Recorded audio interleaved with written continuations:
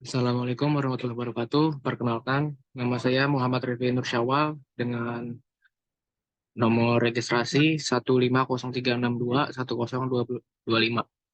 Pada kesempatan kali ini, saya akan membuat video mengenai tugas ujian tengah semester mata kuliah strategi media pembelajaran tentang analisis strategi dan media pembelajaran yang cocok pada kompetensi dasar di sekolah kejuruan.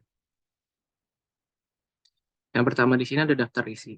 Daftar isi berisi ada latar belakang, ada rumusan masalah, pembahasan, sintak pembelajaran, alasan dan argumen, dan kesimpulan. Masuk ke latar belakang. Pembelajaran merupakan sebuah usaha untuk merangsang belajar melalui penyusunan pengalaman yang cermat untuk membantu peserta didik meraih perubahan kemampuan yang diinginkan, menurut Ilmi, Iriani, dan Neoloka pada 2012.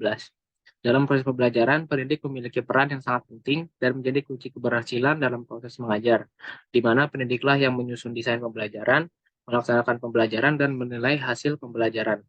Oleh karena itu, proses belajar mengajar dilakukan dengan berbagai strategi dan model pembelajaran, sehingga mempermudah peserta didik untuk memahami pelajaran yang disampaikan. Selain itu, strategi dan model pembelajaran juga diharapkan mampu meningkatkan efektivitas belajar peserta didik. Selanjutnya ada rumusan masalah. Yang pertama, analisis isi atau konten dari mata pelajaran rencana anggaran biaya. Lalu yang kedua, tentukan strategi atau model pembelajaran yang cocok untuk mata pelajaran tersebut. Dan yang ketiga, susunlah sintak pembelajaran dari strategi atau model pembelajaran yang dipilih. Yang keempat, kemukakan alasan dan argumen disertai dengan data dan fakta hasil riset. Masuk ke pembahasan. Rencana anggaran biaya merupakan sebuah perhitungan banyaknya biaya yang diperlukan untuk bahan dan upah serta biaya lainnya yang berhubungan dengan pelaksanaan bangunan. Tujuan dari mata pelajaran ini adalah agar siswa memahami harga bagian atau item pekerjaan sebagai pedoman untuk mengeluarkan biaya-biaya dalam pelaksanaan sebuah proyek konstruksi. Salah satu KD yang akan saya bahas adalah tentang menghitung volume pekerjaan konstruksi bangunan, gedung, jalan, dan jembatan. Salah satu model pembelajaran yang saya gunakan adalah problem based learning. Problem based learning merupakan pembelajaran yang menantang peserta didik, baik melalui belajar individu maupun berkelompok, menemukan solusi nyata sehingga mampu meningkatkan rasa keingintahuan, kemampuan berpikir kritis, juga kemampuan menganalisis materi pembelajaran. Model pembelajaran ini merupakan tantangan bagi guru untuk mendorong dan mengarahkan peserta didik agar berperan secara aktif, seperti bertanya serta mencari solusi secara mandiri dalam menyelesaikan masalah nyata, menurut Sarya dan Prahesti. Selain itu, ada juga model kooperatif group investigation yang juga dapat dijadikan model pembelajaran dalam mata pelajaran rencana anggaran biaya. Kooperatif group investigation dalam pelaksanaannya mengikutsertakan peserta didik untuk perencanaan topik-topik dalam pembelajaran beserta tata cara melakukan investigasi terhadapnya. Pada proses cooperative learning, guru mendampingi peserta didik untuk mengatur perencanaan prosedur belajar dan tugas yang sesuai dengan berbagai subtopik materi volume pekerjaan yang telah dipilih dari tahap sebelumnya. Selanjutnya ada sintak pembelajaran. Langkah pertama yaitu orientasi peserta didik pada masalah, yang mana pada langkah ini guru menyampaikan materi tentang perhitungan volume pekerjaan gedung konstruksi, guru menyajikan sebuah desain bangunan gedung bertingkat, dan peserta didik diminta untuk menghitung pekerjaan volume. Lalu aktivitas peserta didik ialah peserta didik secara berkelompok memahami dan mengamati masalah yang disampaikan dan selanjutnya menganalisis masalah tersebut. Langkah yang kedua adalah mengorganisir peserta didik untuk belajar. Langkah ini mendorong guru untuk memastikan setiap anggota kelompok memahami tugas masing-masing. Dan aktivitas dari peserta didik ialah berdiskusi dan membagi tugas untuk mencari data yang diperlukan dalam menghitung volume pekerjaan. Yang ketiga ada membimbing penyelidikan individu maupun kelompok. Pada langkah ini, guru memantau keterlibatan peserta didik dalam menjalankan tugas selama proses penyelidikan, dan peserta didik melakukan penyelidikan serta mencari sumber referensi sebagai acuan dalam melakukan diskusi.